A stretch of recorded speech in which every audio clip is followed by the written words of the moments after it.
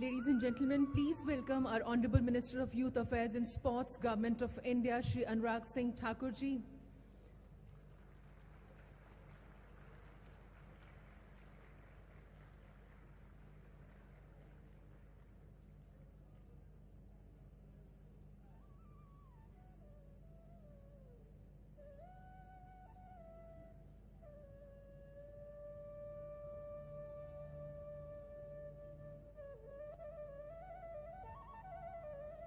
May I request you all to please be seated. Thank you.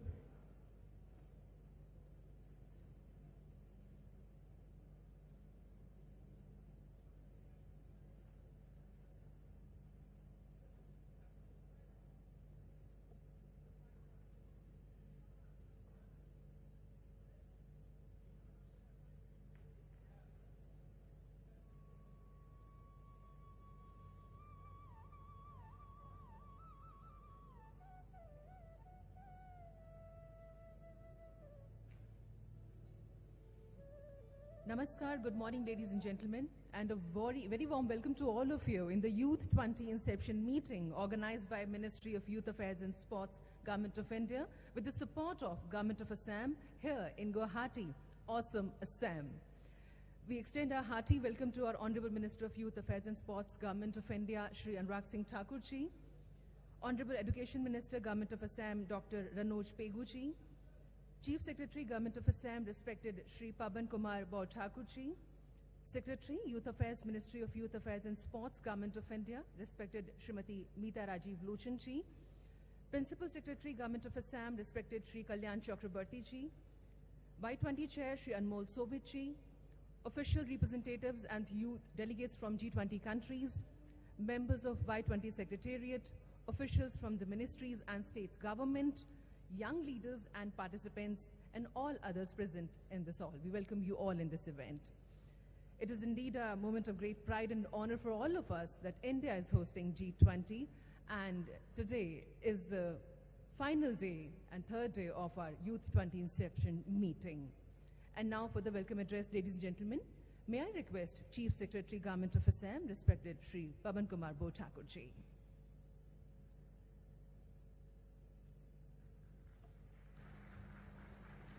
Good morning, my young friends. Assam is beautiful, isn't it? Is it beautiful? Thank you. Respected Sri Anurag Singh Thakur, Honorable Minister, Ministry of Sports, Government of India, Honorable Minister Sri Ranoj Pegu, Ministry of Education, Government of Assam, Srimati Meeta Rajiv Lochan, Secretary, Department of Youth Affairs, Government of India, Mr. Anmol Sobit, Y20 Chair, Sri B. Kalyan Chakrabarti, Principal Secretary, Government of Assam, officials of Government of India, G20 Secretariat, Government of Assam, and most importantly, my young friends, delegates for this Y20 Inception meeting. A very good morning to you all. I welcome you all to the land of one-horned rhino, Rhinoceros unicornis. Assam is fortunate to have hosted the first Y20 Inception meeting at Guwahati. I hope you have enriched your minds after 2 days of thoughtful deliberations and made yourselves ready to meet the challenges of the near future. Friends, Assam is a state located in the northeastern region of India. It is known for its tea industry, wildlife, including the most famed one-horned rhinoceros. It has a rich cultural heritage in music, dance, handicrafts, literature, festivals, architecture, and whatnot. And on behalf of Government of Assam, we are very happy to host all of you in Guwahati and welcome you. Friends, for this Y20 Inception meeting, 5 themes were identified, and you must have deliberated upon this. The first one being future of work, Industry 4.0, innovations, and 21st century skills.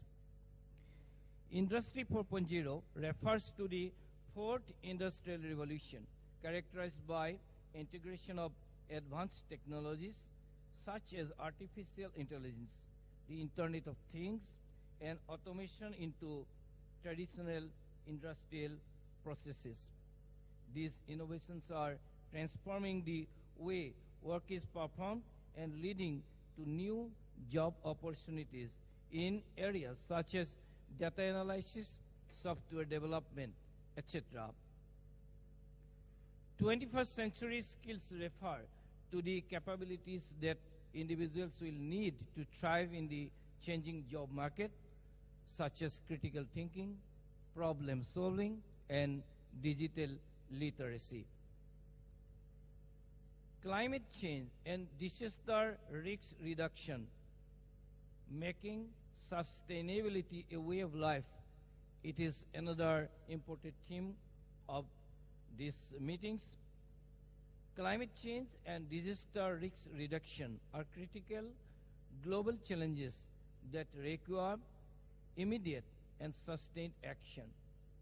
Making sustainability a way of life means incorporating environmentally responsible practices into all aspects of daily life and reducing our carbon footprint. This includes reducing energy consumption, using renewable energy sources, and reducing waste. Another important thing which you have deliberated upon has been peace building and reconciliation, ushering in an era of no war. Peace building and reconciliation are essential for creating an era of no war.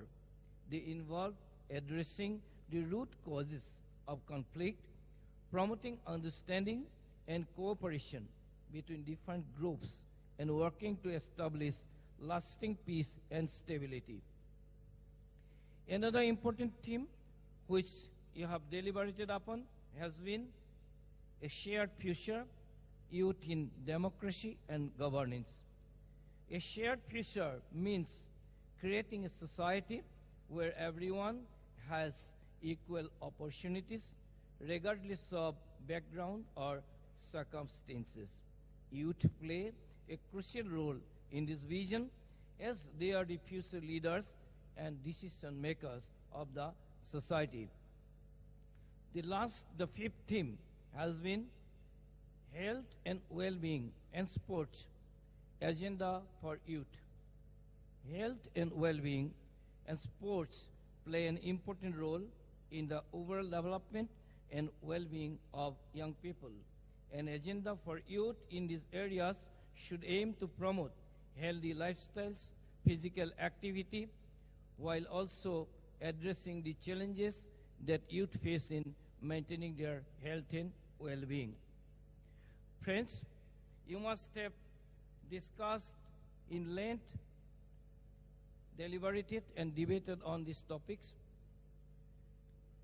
but definitely these themes are very vast and wide-ranging, and I do not think discussions of 2.5 days deliberations can, make us understand something very comprehensively.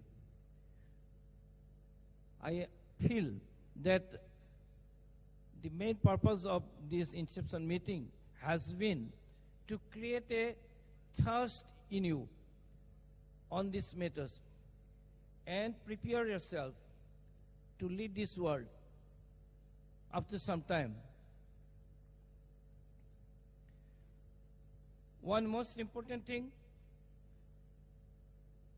A few days back, in the newspaper, I have seen that scientists have discovered one planet which is like Earth, where it is said that, it can be in a livable condition. This is about 100 light years away from us. Any one of you would like to go there?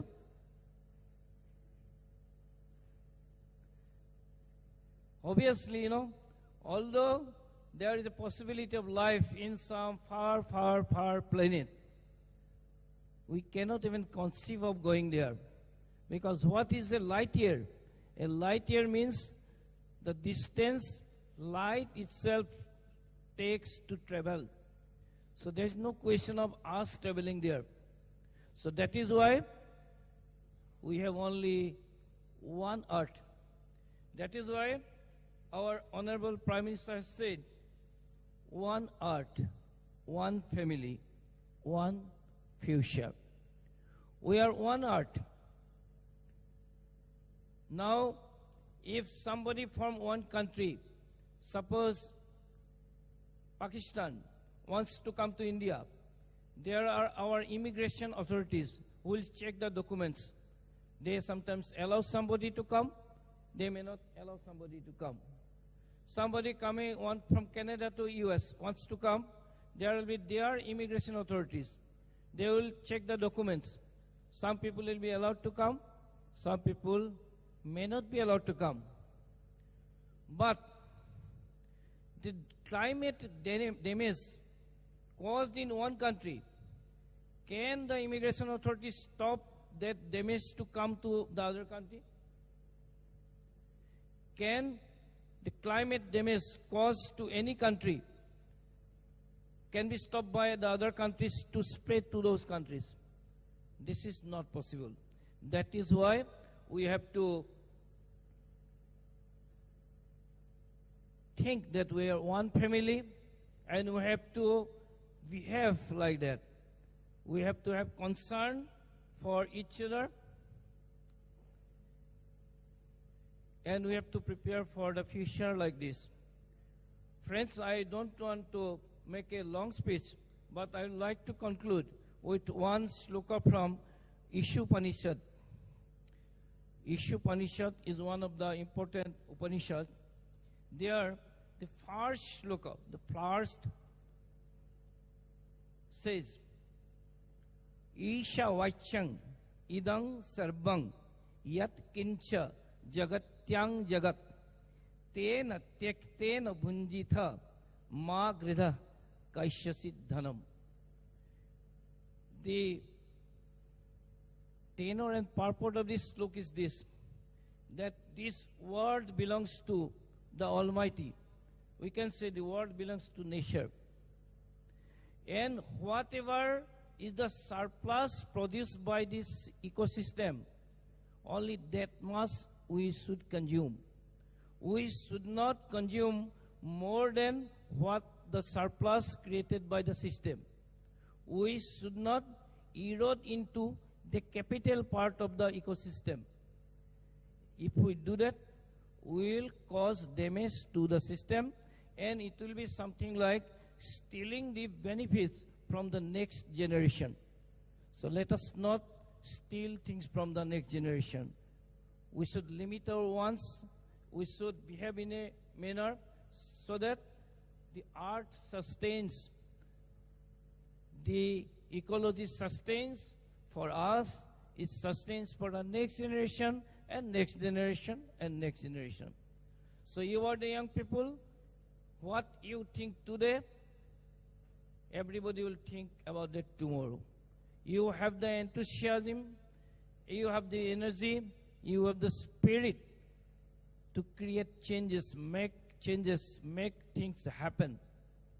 So from that perspective, it has been a great seminar under the aegis of G20, coming Y20, and from the government of Assam, we are very, very happy to be able to host you. We tried our best to make your stay comfortable. But even then, there may be some hiccups here and there. And for any shortcomings, please excuse us. We'll try to improve maybe next time. And I observed that the seminar has been very tightly packed, and you did not have much time to move around.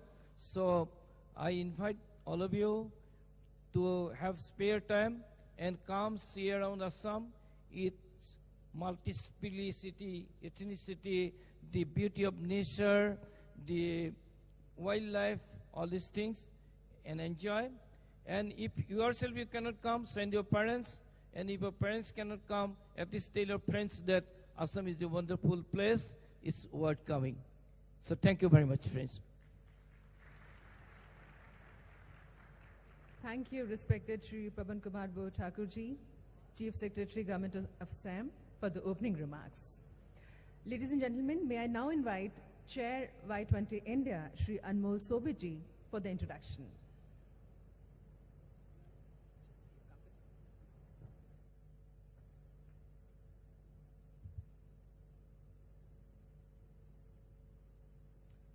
Good morning, everyone. Honorable Minister, Youth Affairs, Sri Anurag Singh Thakurji, honorable dignitaries, and my dear friends. Are you all feeling awesome in awesome Assam?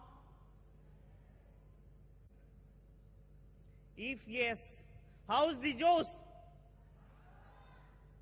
Yeah. Friends,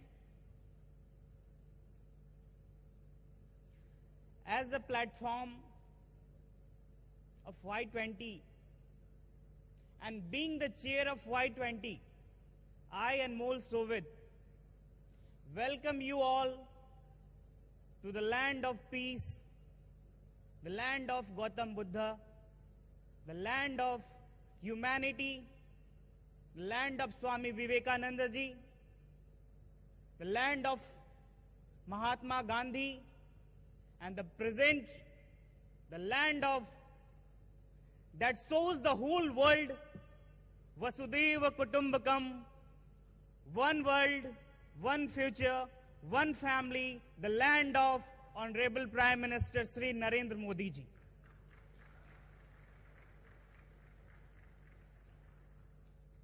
As you all know, India is the youngest country with largest population of young people.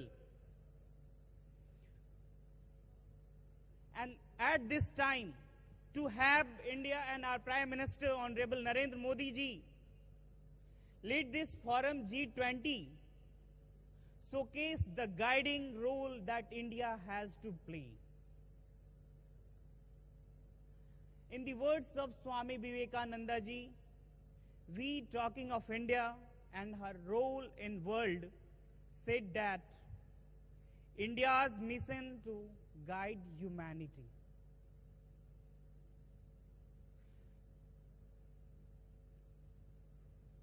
And now, we as Indians, we are preparing our youth that we must engage our youth people and we must join the globe hands in hand to work for a better future. Our leadership under Honorable Narendra Modi ji has adopted several policies and schemes to help us, the youth of our country. And you will see an example here. Within 8 years, we have showcased how digital policies can change the economy of any country. Before a decade, we were mocked about digitalization. A country with so much diversity, such large population cannot accept digitalization. But we have showcased how a country with so much diversity, such a large population can accept any innovation, any change. As yesterday our Honorable Minister has said, how we have showcased and set an example for the world that what we have done in Digital India. We want, we urge, we would like to have, and we are hopeful that all the G country members along with India, we will show a torch to the world that any innovation that is helpful to world, that is helpful to India, that is helpful to humanity is acceptable, and it can change the world, it can change the humanity. Friends, we all know right comes with responsibility. I am talking about Digital India. And in this scenario, with Digital India, we have some responsibility also. Being Y20 chair, I assure Honorable Minister and my dear friends, we are involving all our youth people pan-India across Gujarat to Guwahati, Kashmir to Kerala. Every people of India in Y20 events with the help of Digital India.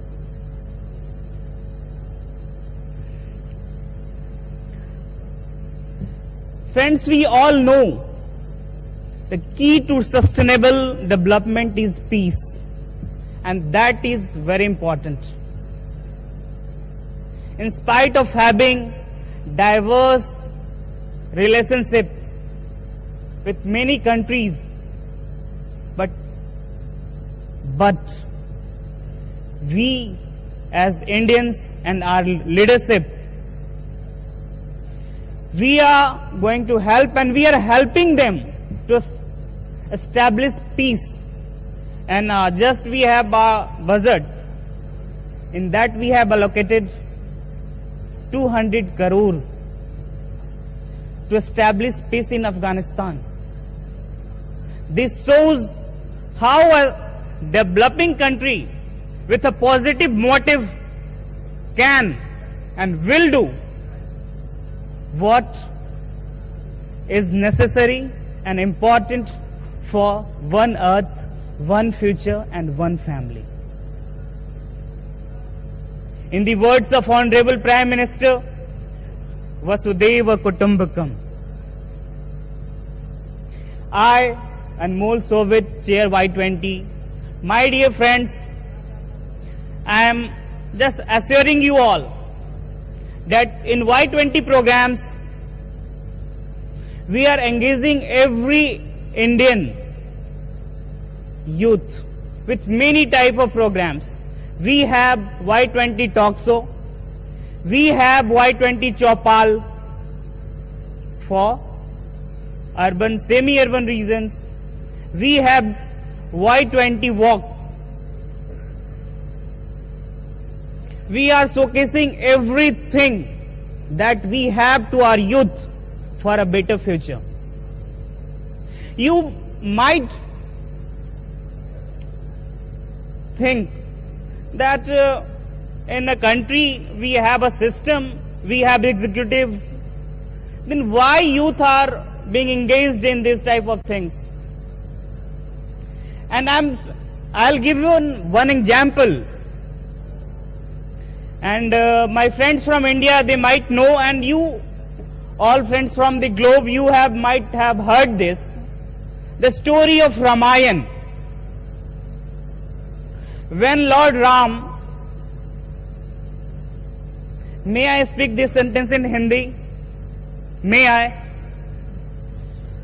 जब श्री राम सेतु की निर्माण कर रहे थे, तो उनके साथ उनके सभी सहयोगी जो भी उनकी टीम थी उनके सहयोग में थे और उस सेतु के निर्माण में उनका सहयोग कर रहे थे। लेकिन उस वक्त एक छोटा सा क्रिएचर, एक छोटा सा जीव, जिसको हम आज भी रिकॉग्नाइज करते हैं, स्क्वायरल, हमारे यहां बिहार में उसको गिलहरी कहते हैं, उसने अपना रोल प्ले किया। Very small animal,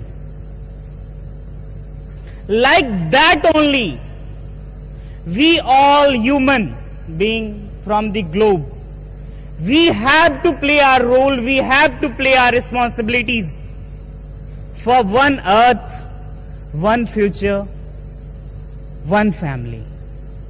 If we want prosperity, peace, we have to join hands, and we will. I am hopeful. जय हिंद, जय Bharat. Thank you.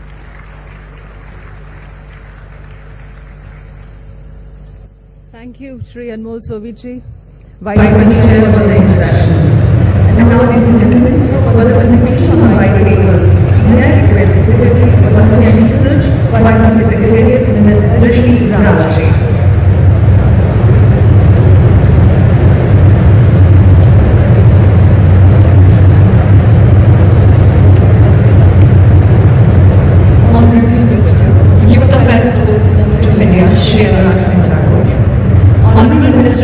Government of Assam, Dr.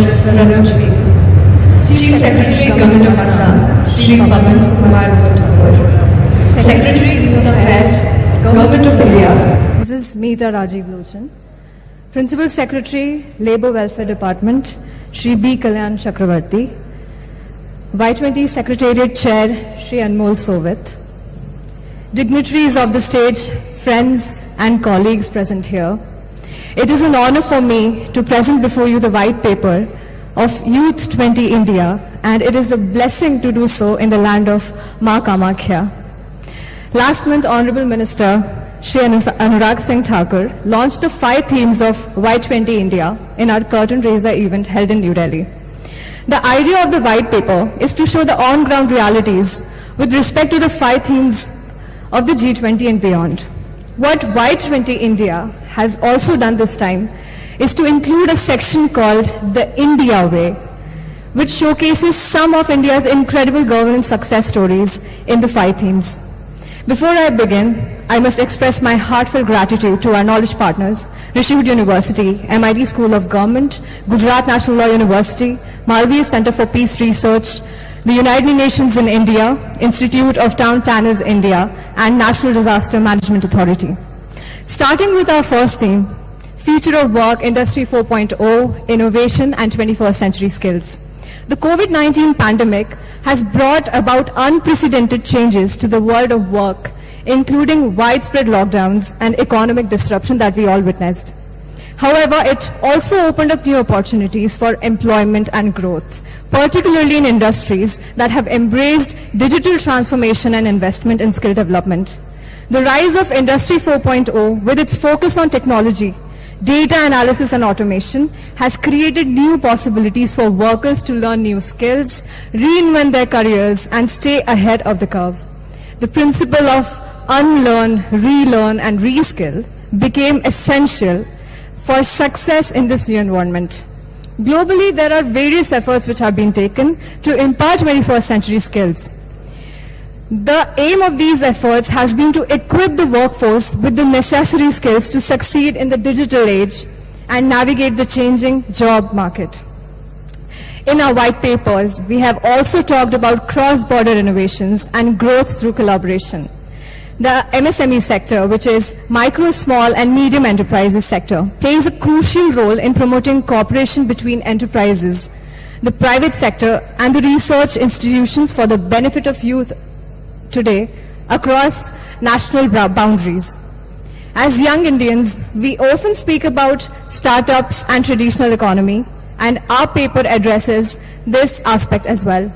If we look inward, schemes of the Government of India such as Skill India, Digital India, and Mudra Yojana have left a stark difference in the lives of millions of Indians.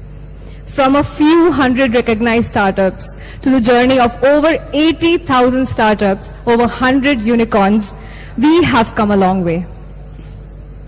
As we know, digital governance in India has gained from strength to strength in the past few years. In the third quarter of last year, I may emphasize, over 23 billion digital payments worth rupees 38.3 lakh crore were recorded in our country, which is a testament to the new India that our Prime Minister Modi ji has envisioned. Next, we move on to climate change and disaster risk reduction, making sustainability a way of life. As we all know, this is among the most pertinent issues which is facing whole of mankind today. Children and youth are not just victims of climate change, but they are also the valuable contributors to climate action. With greater commitments made by nations to realize a sustainable world and global economy, through investments in critical mitigation and adaptation interventions, there is a significant opportunity for youth to become professionalized contributors to the ongoing green recovery in play.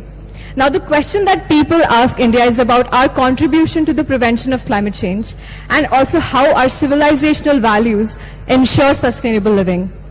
In COP26, which was held in Glasgow, to address the matters of climate change, the Honorable Prime Minister of India, Narendra Modi, introduced the concept of Mission Life. Mission Life is a popular worldwide movement led by India that urges individuals and groups to take actions to conserve and preserve the environment. We say lifestyle of the planet, by the planet, for the planet. An interesting case study for policy enthusiasts would be India's LPG reforms. The Pradhan Mantri Ujjwala Yojana, which is a flagship scheme with the objective to make clean cooking fuels such as LPG available to rural and deprived households, which were otherwise using traditional cooking fuels such as firewood, coal, etc., has ensured that household pollution gets lowered by over 50%, thereby helping millions of women across India with a better standard of living. And all this change has been brought forth because of equal contributions from the youth of India. And as I say this, I know that the youth can play the role of bridge between modern and traditional means of conservation. When we talk about a better planet, our initiative of the government that is not talked much about is National Green Hydrogen, which has tremendous potential. The focus is on building infrastructure for the production of at least 500 million metric tons of green hydrogen by the end of 2030 and reaching a further potential of 10,000 million metric tons with the gradual development of export markets. Another important aspects of India's policy which we've put across as a solution for challenges that we face with regards to renewable energy is the emphasis on solar energy.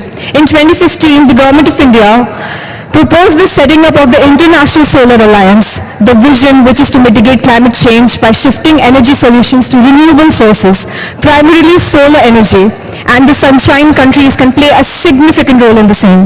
Its objectives include ramping up the solar energy capacity of the world to 10,000 gigawatts by 2030, reducing the cost of solar power generation, and promoting innovation, research, and development solar energy. Moving on to our next theme, we have peace building and reconciliation, ushering in an era of no war. The white paper focuses on navigating the aftermath of COVID-19 pandemic and the ongoing global conflicts, establishing a world of peace and prosperity. This section's major highlight shall be the importance of facilitating global consensus on conflict prevention and peace building, promoting equitable collaboration between the global north and the global south, and countering non-state actors through concerted efforts. We have drawn lessons from India's experience of navigating internal and external conflicts, the need for socio-economic stability and peace-building efforts in preventing wars. It needs to be pressed that peace cannot be established or sustained only through the absence of an armed conflict, and that factors like the economic and social stability of a state play a critical role in this regard as well. The G20 nations can learn from India's experience in making and implementing its socio-economic policies and devising effective peace-building efforts in once restive regions. The Indian ethos of diplomacy, which is premised on the principle of Vasudhaiva Kutumbakam, or the world is a family, has been on display during India's rescue missions in the Middle East, and Ukraine and India's aid to countries like Afghanistan. We strongly believe that unless you look at the whole world as one, unless there is inclusivity and empathy for everyone, ensuring peace is certainly a challenge. Standing here today, I feel proud to mention India's success in democratic peace building in the Northeast region and the constitutional peace building through amendment of Article 370 and abrogation of Article 35A.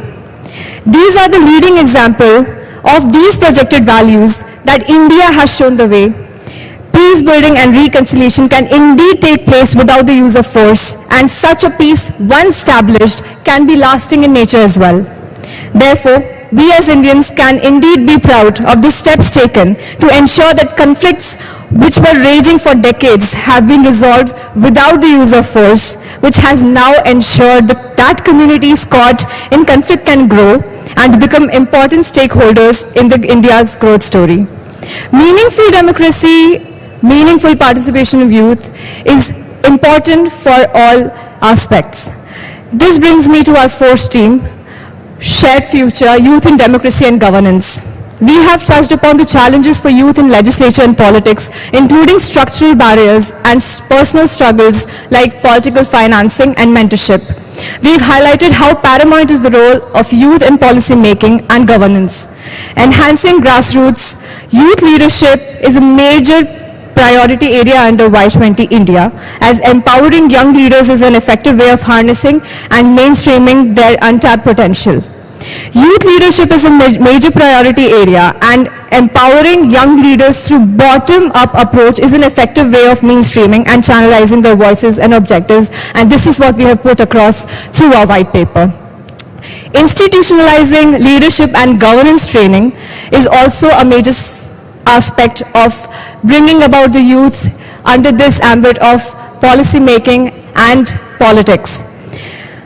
The National Informatics Center under the Ministry of Electronics and Information Technology here in India offers a Digital India internship for Indian students where they get to participate in the policy making process by producing policy inputs such as empirical analysis, policy papers and briefing reports.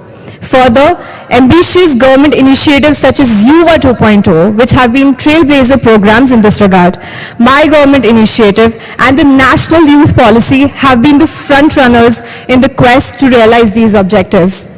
Our next and final theme is Health, Wellbeing and Sports Agenda for Youth.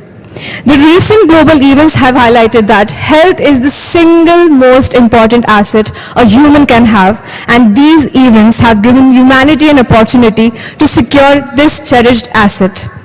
It brought together people of different social settings together, and it was due to this united front that we could defeat COVID-19.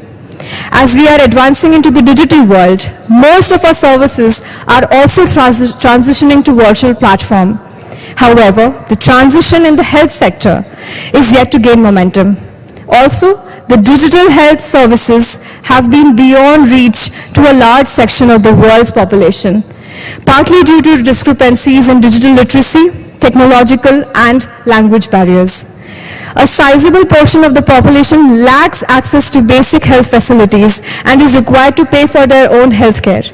High out-of-pocket costs significantly contribute to trapping vulnerable populations into poverty. Hence, there's a need to address the issue of healthcare financing on priority as well that we have put across in these white papers. Amidst all these challenges, India has emerged as a beacon of hope, and the youth can lead the way forward in our fight against these issues. Schemes like the Ayushman Bharat and Pradhan Mantri Jan Aushadhi Kendras have made quality healthcare facilities accessible to the underprivileged strata of the society. India has demonstrated its digital health capabilities by roaming in the state-of-art technologies to plan and implement large-scale immunizations drives in the midst of pandemic via the CoWIN portal.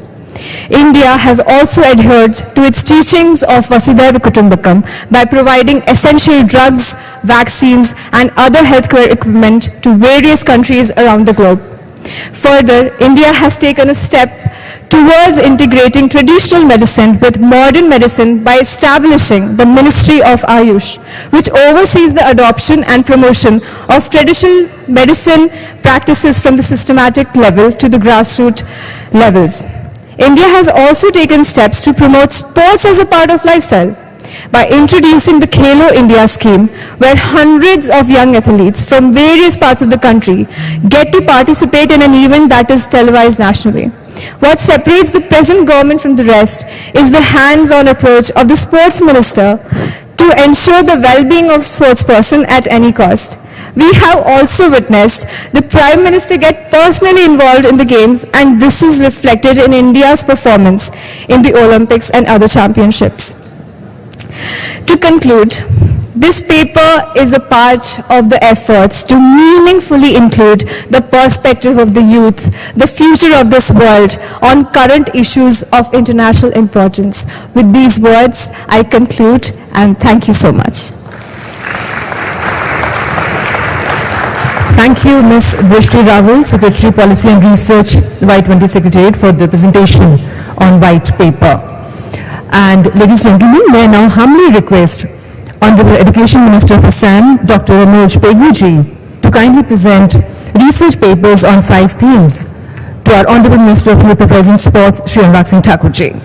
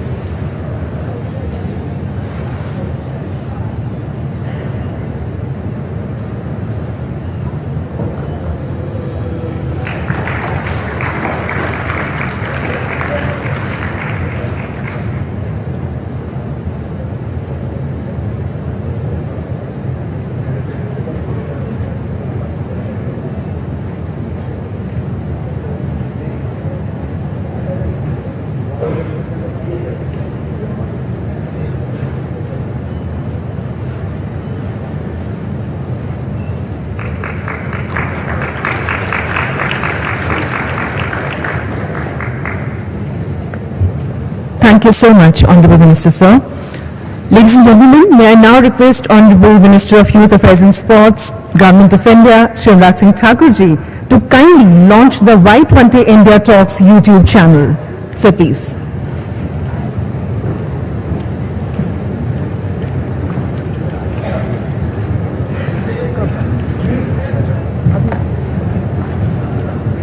I think he has come.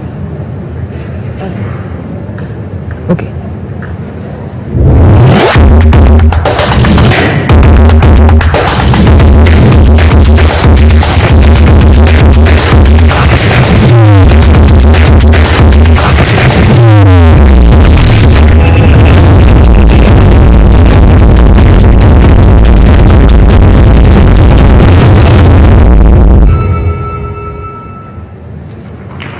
So ladies and gentlemen, now we have Y20 India Talks YouTube channel. May I now request Honorable Minister of Youth Affairs and Sports, Shri Anurag Singh Thakurji, to kindly launch the white paper of Y20 themes.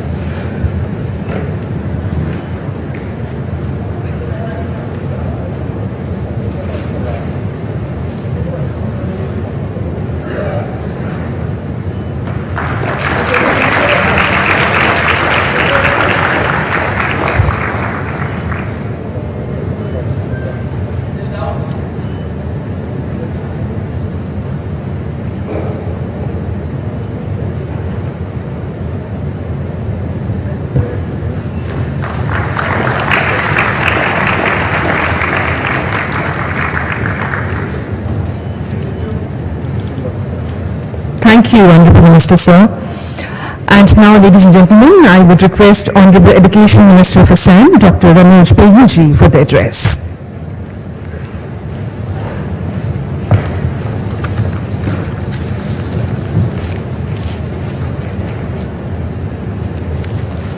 Honorable Union Minister of Youth and Sports, Sri Anurag Singh Thakurji, respected Secretary to Government of India, Mitha Rajiv Loshanji, Chair Y20 Anmol Shobitji, respected Chief Secretary to the Government of Assam, Pawan Borthakur Dangoria, respected Principal Secretary to Government of Assam, Dr. Kalyan Chakraborty Dangoria, and respected delegates from G20 countries, other dignitaries present here, officials of Government of India and Government of Assam. On behalf of the Government of Assam and the people of Assam, welcome you all to this Y20 Inception meeting. And it is a privilege to be the host state of host country of this G20 summit. And I thank our Prime Minister Narendra Modi ji and also Sri Anurag Singh Thakurji for giving Assam the opportunity to host this inception meeting of Y20. We tried our best to make you to feel at home. We wanted to give you a very warm hug, welcoming to this state of Assam with a projected population of 3.5 crore. And I hope you had a comfortable stay in Assam. Today is the last day. We are feeling a bit of pain that after some time you will all be leaving home, leaving this state. In this run-up to this Y20 Inception meeting, our higher education department, we tried to involve as many youths, particularly our students in universities and colleges, in the process of this discourse on Y20. About 10,000 students participated in a series of seminars, symposia, debating competitions, art competitions, etc. across 55 colleges and universities of the state in the last few days. And some of them, around 400 students, they came to Guwahati to listen to your deliberations at IIT Guwahati yesterday. And they have reported me that it was a very lifetime experience for all of them. And I thank again the Ministry of Youth and Sports for giving this opportunity to our students.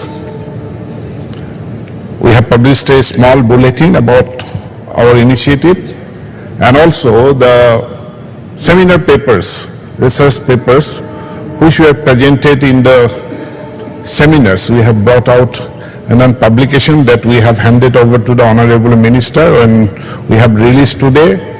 I request my Higher Education Department to give a copy of those seminar papers to all the respected delegates.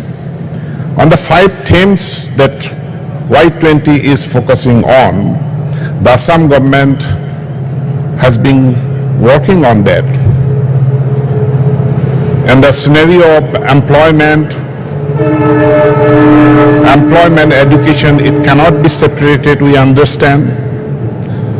We understand that 21st century technologies, and Government of Assam has last year with our Skill Development Education Department jointly signed a memorandum of understanding with Tata Technologies for a 2,000 crore project to be implemented in 34 polytechnic institutes and 43 industrial training institutes to impart this new technologies as a skill development program to our youths. We are establishing skill centers in every blocks, and we all understand that this is time for the education to create job creators than job seekers. This has been much talked about, and we are focusing on, and we are doing it that every college and universities of Assam, we are establishing entrepreneurship cell so that young students can be motivated from a very early age for entrepreneurship development. Government cannot, or even the public sector, because of the automation also, the number of employment is coming down, and if we do not infuse the motivation for entrepreneurship, the skill development, the unemployment problem that we are facing today cannot be addressed. On climate change, Assam is a basin.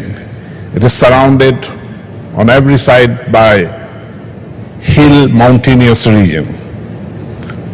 And a recurring flood is a big problem in Assam. We are changing our mindset to incorporate to introduce new technologies, new approach, new ideas. And government of Assam is investing a very big fund to make Assam a flood-free state. And last year we have achieved certain success. Climate change is a big issue. And here in Assam, these 3 days, you have experienced a very dry brooding season. Actually, it should have rained by this time, but the rain is not coming. In Assamese, there is a old proverb, Meghe goroje maghor hekh, dhanya raja punna dekh. If it rains in the end of Magh month, that is the first half of February, the king is blessed, the country is blessed. Last night I heard it rained in Upper Assam, but Guwahati, still we are waiting for a rain. Rain will definitely come, then again flood will come, and along with flood, the havoc comes, and its impact is, we all understand. So, government of Assam is working with new ideas, with new concept and good investment in tackling flood in Assam. In terms of peace, today you might not have seen a large contingent of security forces posted in the places where you are staying. But once it was a time in Assam when insurgency, extremism was very much in Assam, and we had to deploy large security forces for events like this. But this time you have not seen presence of large number of security forces, because in last 7 years, government of Assam, we have achieved tremendous progress in settling our internal issues, and most of the insurgent or the militant groups have come to talks, and we have signed peace accords. They have returned to the mainstream, and we do not have any requirement of deploying security forces for events like this. Assam, peace has completely returned to Assam. And we are trying to resolve, as we are surrounded by several other Indian states, and we have disputes. We had disputes, and we started talking with our neighboring states, and one after another we are resolving our boundary disputes. So our issues will be, neighboring states will be over very soon. peace will prevail, and together as India, together as northeastern India, we can make headway ahead. In terms of democracy, India is the mother of democracy we know. And in Assam, apart from the Panchayati Raj system where democracy is decentralized to the grassroots level, as we have many ethnic groups, many tribal groups, we have further decentralized democracy by creating various small autonomous councils and development councils whereby we are giving rights to the specific ethnic communities to sort out their own development plan, to steer their own welfare schemes. We have as many as, other than the 6 scheduled areas that is in the hills and Bodoland area, we have 10 other autonomous councils in Assam. We have another dozen of development councils, and we are holding elections, decentralizing, giving power to the people to elect their own councils and sort out their own development plan.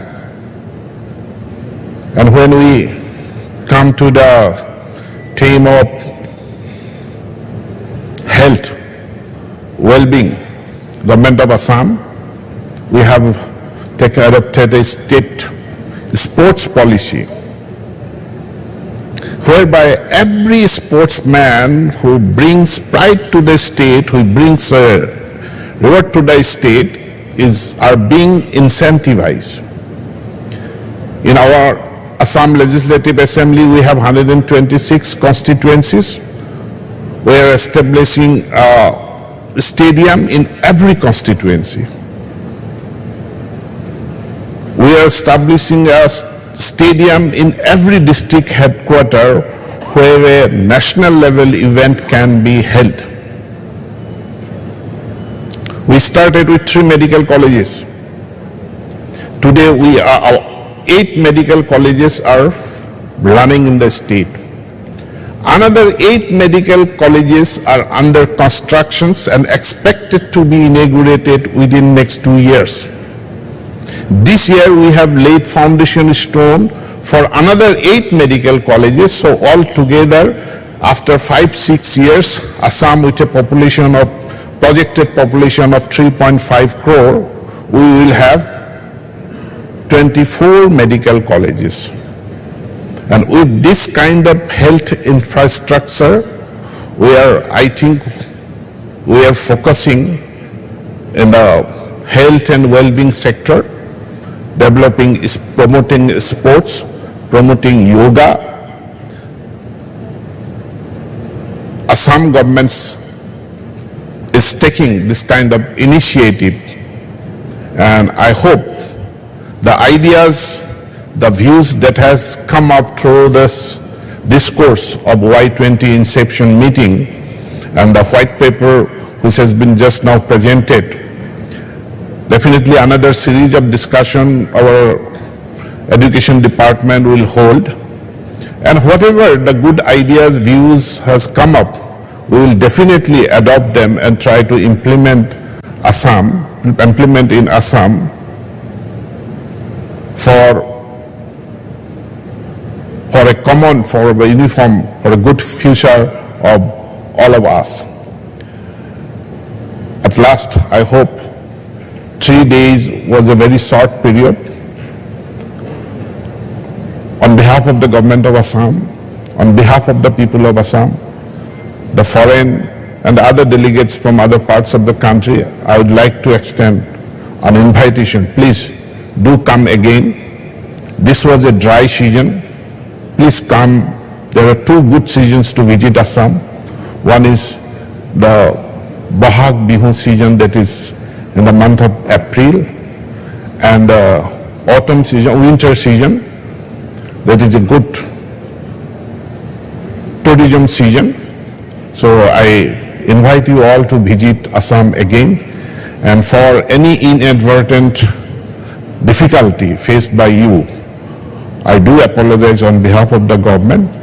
Thank you very much. Have a good day, and I wish you a safe return home journey. Thank you all very much.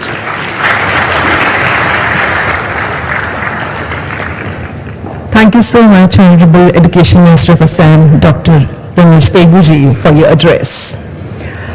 Ladies and gentlemen, may I now humbly request Honorable Minister of Youth Affairs and Sports, Government of India, Shri Anurag Singh Thakurji, to kindly address the August gathering.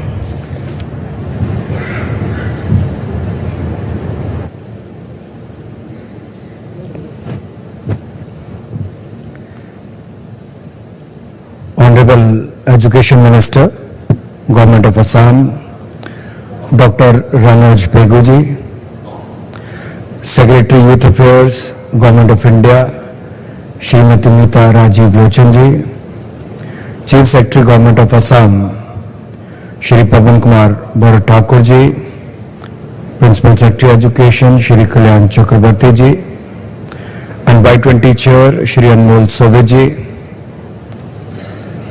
my friends from the G20 countries, friends from media, Namaskar, Tumi Keni Asa. For our international friends, it means, hello, how are you? Did you enjoy your time in awesome Assam? Did you? Did you make new friends? Did you enjoy the food? Did you make memories of a lifetime? And how many of you are planning to return to India soon?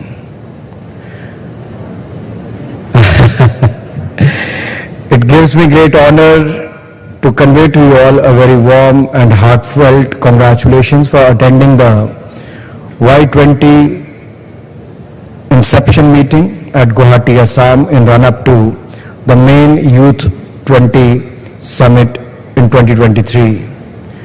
India has assumed the presidency of G20 on 1st December 2022 for a period of 1 year up to 30th November 2023. This is a time of immense honor and national pride for our nation. India's theme for its presidency is enshrined in its civilizational value system of Vasudhaiva Kutumbakam.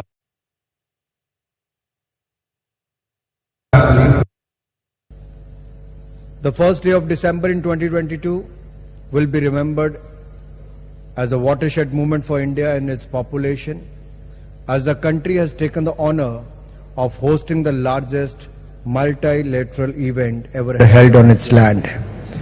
This is both an honor and responsibility as well, as this event occurs during the Amrit Kal, the 75th year of India's independence.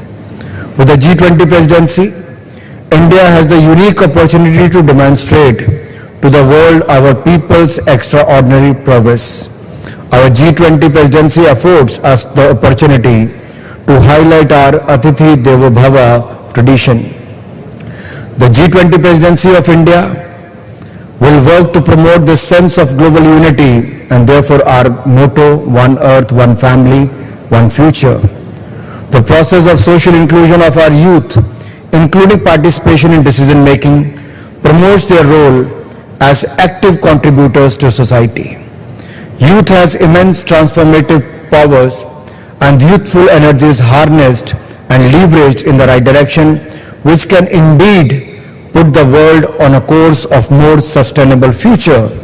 The Government of India prioritizes youth development and work towards creating an ecosystem for empowering the dynamism of young people through several youth intervention programs and schemes. Capturing the enthusiasm of youth, the Y20 Forum will be crucial as we discuss the modalities and mechanism for developing well-crafted policy recommendations by the youth representatives for relevant G20, Y20 priority agenda.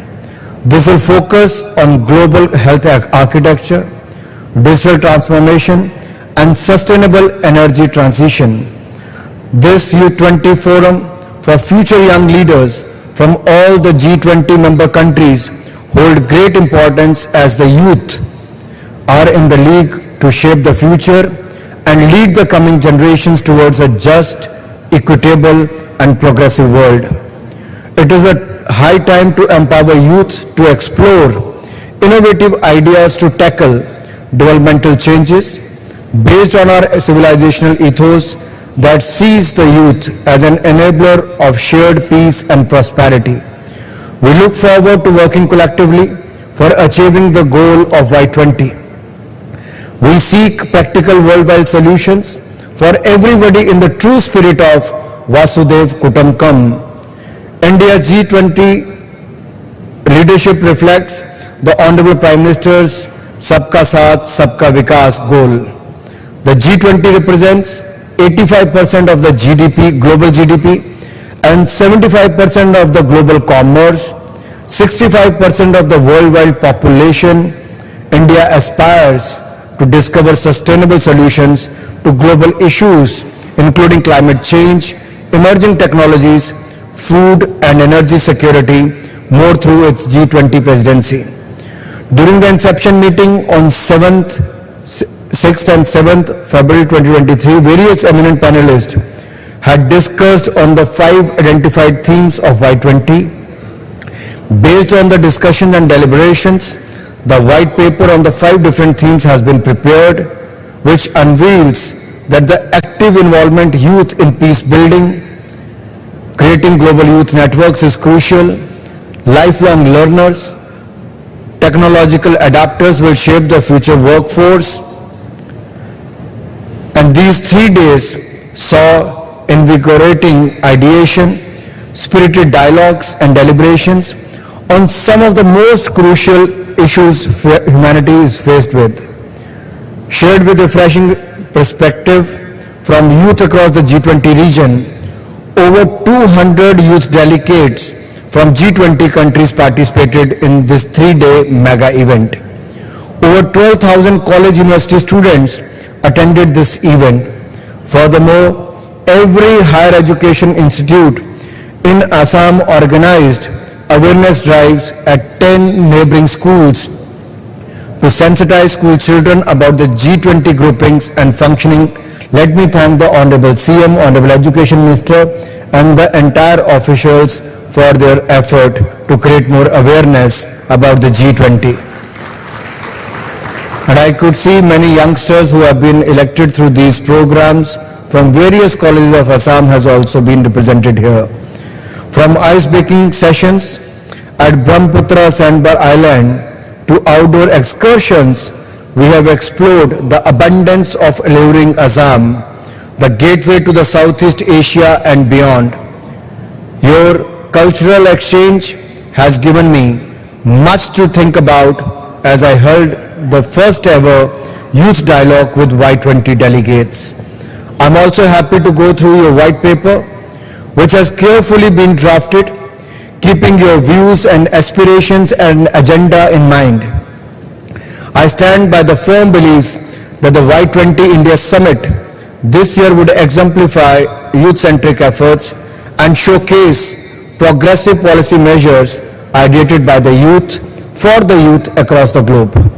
As Prime Minister Modi says, and I quote, "The world has crafted a beautiful balance of collective action, common but differentiated responsibility and respective capabilities," I unquote.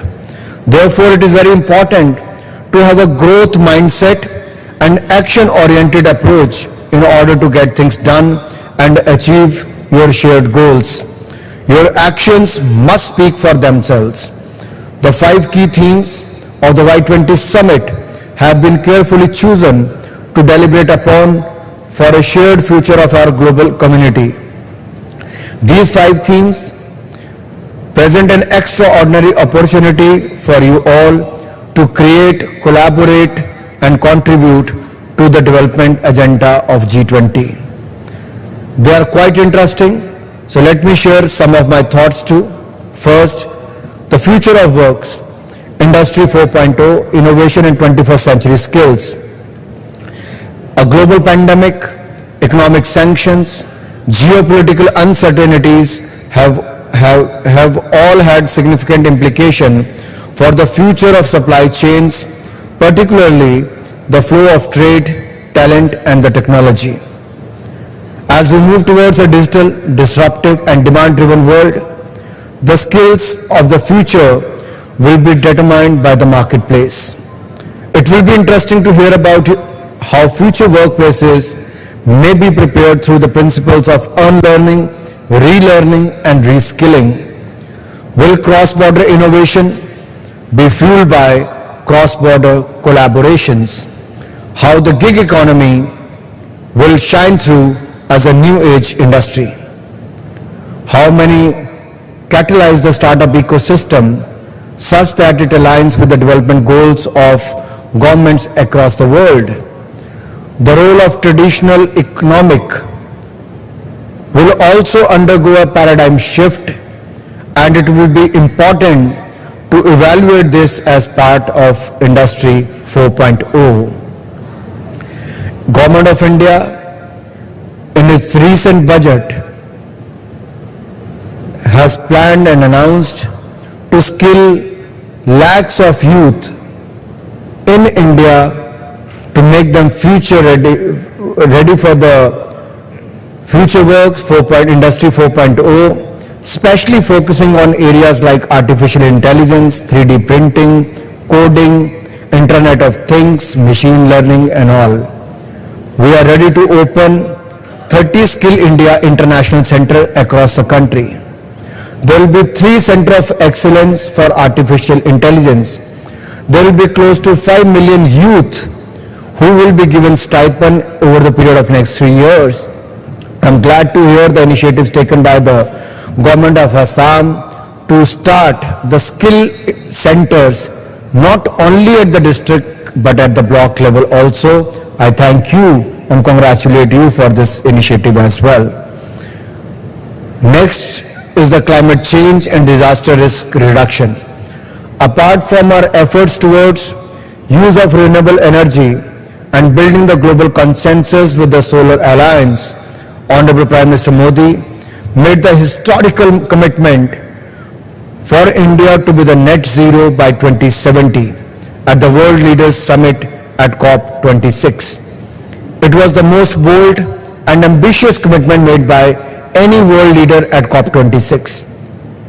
Not only making the commitment, but the target what we set for the 2023, we have already achieved that in the year 2021, 9 years in advance. India introduced the idea of life or lifestyles for environment. This is an agenda for the sustainable future of the world community. As the world grapples with the changing weather patterns, shifting crop cycles, flash floods, we are also seeing a generational shift in our daily lives. Little changes like the use of paper straws, jute bags, separation of plastic and recycled waste, vegetarian food preferences are also shaping up as a movement of choice amongst the youth. Next, peace building and reconciliation. The world faces a plethora of transitional changes to human existence in turbulent era of international relations. India has a long history of service in United Nations peacekeeping, having contributed more personnel than any other country. Equitable collaboration of the global north and global south is an imperative. It is for young minds like you to find mutual areas of consensus and navigating beyond the sea of conflicts ridden by the baggage of history. When the world is seeing a war between two nations, it is the Prime Minister Modi said, and he rightly mentioned, this is not the time for war. And the G20 countries appreciated that and included that as agenda as well. While standing in the state of Assam in Guwahati, I could say, under the able leadership of Prime Minister Modi, the peace process has taken place in the valley of Jammu and Kashmir as well as in the northeastern states. If you look at the number of the insurgency incidents have come down by 89% in the Northeast. And if you look at the civilian deaths, that has come down by 85% in the last 8 years. That means there is more peace, and Armed Forces Special Protection Act has been withdrawn in many areas in the last 8 years. So one after another, a lot of steps have been taken in the northeastern region, and we have seen in the yesterday's event of the peace reconciliation, many ex-ULFA to other such ex-militants who spoke about their experiences, how they have been involved in the nation building process today. Next is the shared future, youth and democracy and governance. If you look at the world map, you will realize that India's firm commitment decade after decade to the democratic process in a neighborhood of turmoil is an example for the world. It is a beacon of hope that democracy can thrive, is strengthened by diversity, not weakened. The new paradigm of good governance and effective democracy is participative governance, wherein citizens are becoming a part of the democratic decision-making process. Prime Minister Modi has always emphasized on Jan Bhagidari to Jan Andolan, from people's involvement, where everyone must feel he or she is working for the progress of a country. Furthermore, India's definition of democracy is not to be restricted to the elections and governments only. Democracy is strengthened by Jan Bhagidari, which means active participation of the people in shaping policies and programs. I would like you to explore how this can be strengthened and amplified through technology. In the state of Jammu and Kashmir, we have started with the district development committees, which never happened in the last 75 years, but we had a very successful elections last to last year. So there is always a possibility of the people's participation, and through the elected representatives, we can bring in more transparency and accountability to the system, and we have seen how elected government in India brought in more transparency. As I discussed with you yesterday, from the CoWIN app, a digital platform, to get your vaccine certificate online, to a UPI Bhim platform to make digital payments, the world's largest digital payment platform. We have such many initiatives in the area of governance which brought in more transparency and accountability into the system, saving billions and billions of dollars for the government of India, and also doing the last mile delivery, also ensuring the last mile delivery in a large country like India with with 1.4 billion population. India during the COVID-19 pandemic has delivered free food grains to 800 million people over a period of 28 months in a very successful manner, and administered 2.2 billion vaccinations free of cost to every Indian in the country. Not only that, through the vaccine Maitri, India has given vaccine 290 million vaccines to 100 plus countries across the world. So, as I was talking about the health, well-being and sports agenda for youth, the COVID-19 pandemic has shown our national vulnerabilities and also our collective abilities to unite across boundaries. When faced with the pandemic, systems collapsed and national interest made selfish and insecure. India practiced the principle of Vasudev Kutumbakam and supplied vaccines to more than 100 countries. We rolled out the fastest and largest vaccination program with 2.2 billion vaccinations administered. We went fully digital to provide seamless certification through the CoWIN app and registration on the Arogya Setu app. As young people, I hope you realize that there is nothing more important than health and well-being of individuals and the nation itself. So I further encourage you to practice yoga and use Ayurveda, which has been practiced in India for centuries and has proved beneficial in maintaining a healthy body and mind. I urge the youth who are busy and pursuing new skills, writing software and building startups, also to take up a sport and connect to your spiritual side for a soulful life, to find relief from work pressures and mental health issues. The Y20 is an opportunity to shape the discourse for governments and nations. It is also an opportunity to find and rediscover yourself, and in some ways to lose yourself in the magical experiences that India offers during your visit. I will leave you and end with few questions you can think about and discuss as you engage with each other over the next few months. Will you rise above conflicts and become the generation that build consensus? Will you be more inclusive towards sections of the society which have historically not gotten a seat at the table? Will you utilize the disruptive nature of technology for global good? Will you make policies which are rooted in reality and yet ambitious of what our future holds and values you truly believe in? Will you promise yourselves to commit to finding pragmatic solutions to problems or succumb to the battles of the day?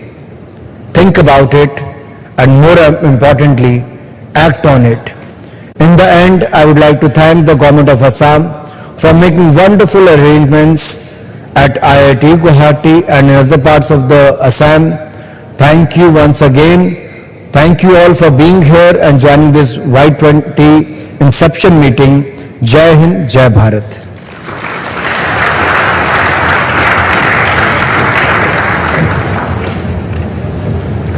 Thank you so much, Honorable Minister Sir, for your address. Ladies and gentlemen, our Honorable Minister of Youth Affairs and Sports, Government of India, Shri Anurag Singh Thakur ji. And now for word of thanks, may I invite Secretary Programs and Logistics, Y20 Secretariat, Shri Akasha.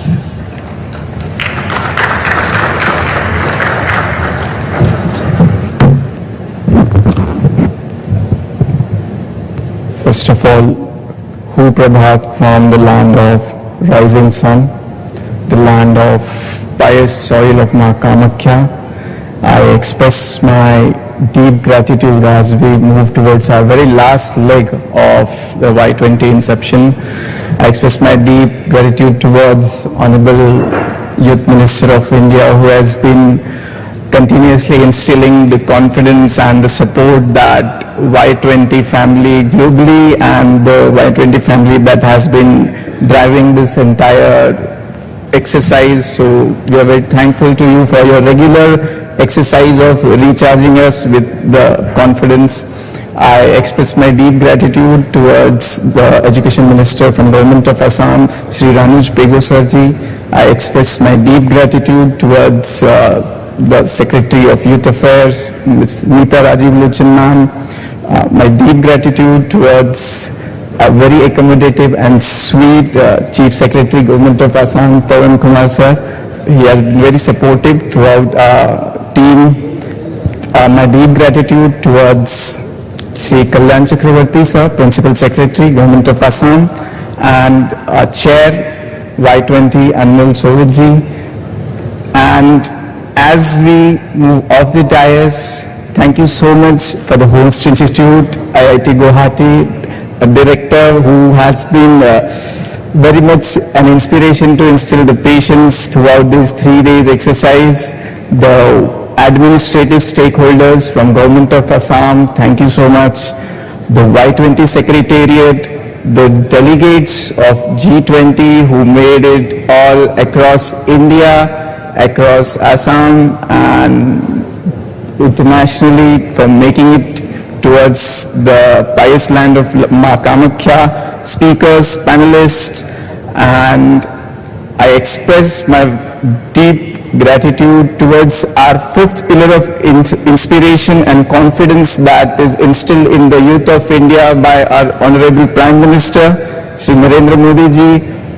This is the decade where the youth of India is instilling a deep inspiration by the confidence that we have seen throughout the paradigms in the years of the new governance, and as we envision the Y20 to deliver the landmark milestones in the areas of the 5 identified themes, from this land of the rising sun to augment the collaboration by youth pan G20 towards the upcoming events across the year in our India's presidency, to deliver the vision of one earth, one future, one family with a joint and mutual consensus. And last but not the least, I would say, picture abhi baki hai. This was just a climax and the movie is yet to come. Thank you so much once again.